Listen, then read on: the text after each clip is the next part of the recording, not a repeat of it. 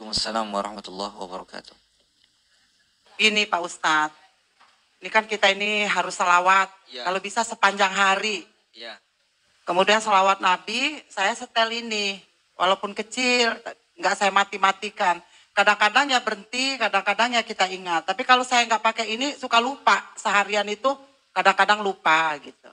Gimana? Kemudian juga salawat, kita kan salawat di atasnya kan ada Allah kita. Jadi kita bagaimana ngaturnya? Kan ada Allah, ada Nabi. Kita kan cinta juga kepada Allah dulu, kemudian Nabi. Gimana Pak Ustadz? Menurut bagus enggak? Apa kita harus dalam hati sendiri atau kita boleh mengikutin ini gitu? Makasih ya Pak Ustadz. Ya. Bismillahirrahmanirrahim.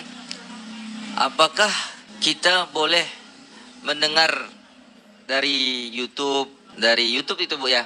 Dari YouTube, mendengar sholawat dari medsos, dari HP kita. Jadi gini Bu, ada sebuah kaidah seperti ini.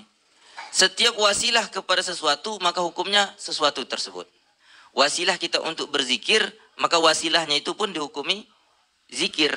Zikir itu hukumnya sunnah ya. Sholawat hukumnya sunnah. Sholawat hukumnya sunnah. Sunnah muakkad, sangat dianjurkan. Satu kali kita sholawat itu hukumnya wajib. Kita belum pernah sholawat misalnya. Satu kali kita sholawat, belum pernah sholawat sama sekali, baru masuk Islam misalnya. Maka mengucapkan sholawat pertama kali itu hukumnya wajib. Karena perintah Allah. Setelahnya itu hukumnya sunnah. Sunnah muakkad, sangat dianjurkan. Maka setiap perkara yang menyampaikan kita kepada perkara sunnah, hukumnya pun sunnah. Paham ya? Contoh gini. Sekarang ada yang bilang kita nggak boleh pakai tasbih di tangan.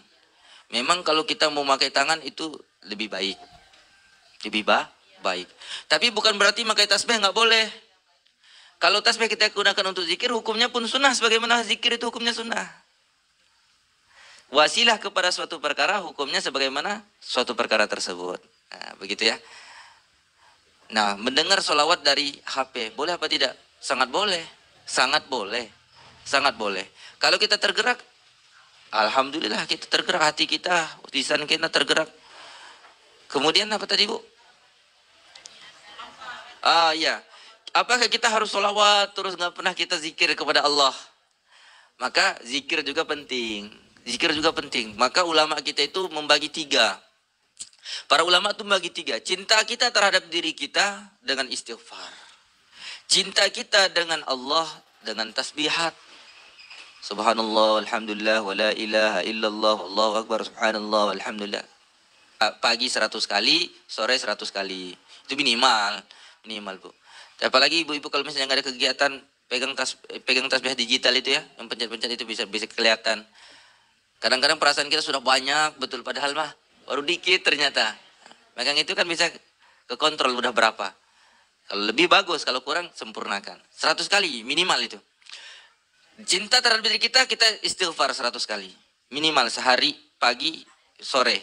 Kemudian cinta kepada Allah, tasbihat kita. Cinta kita kepada Rasulullah, kita perbanyak sholawat. Nah sebenarnya kita sholawat itu adalah mengamalkan perintah Allah juga. Allah perintah kita untuk sholawat. Bahkan dengan sholawat itu kita diampunkan dosa oleh Allah Subhanahu Wa Taala. Kembalinya kepada diri kita. Kalau kita ibaratkan seperti ini Bu. Rasul itu ibarat rembulan. Ibarat rembulan. Ada seseorang yang sedang tersesat di malam yang gelap gulita. Di tengah padang pasir yang tidak ada ujungnya. Tengok ke sana, nggak ada ujungnya, padang pasir semua. Tengok ke kiri, padang pasir. Tengok ke kanan, padang pasir yang tidak ada ujungnya. Kemudian dia tersesat, seorang diri. Tiba saatnya malam hari, gelap gulita, mau kemana dia kebingungan. Tiba-tiba muncul bulan yang terang benderang, sehingga terlihat jalan dia, arah kemana dia. Kemudian dia puji bulan. Duhai indahnya engkau, wahai bulan. Engkau menerangi jalanku.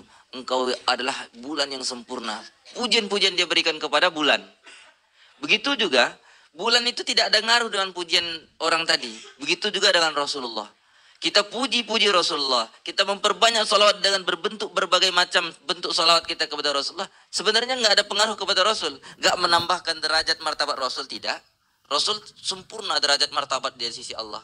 Tidak dengan memperbanyak salawat kita kepada beliau, Rasulullah tambah naik derajat. Tidak. Tetapi salawat yang kita sampaikan kepada Rasul itu kembali kepada diri kita sendiri. Kembali kepada diri kita sendiri. Maka jangan pernah bosan baca salat. Bentuk cinta kita kepada Rasul. والسلام عليك يا سيدي يا رسول الله. الصلاة والسلام عليك يا سيدي يا رسول الله.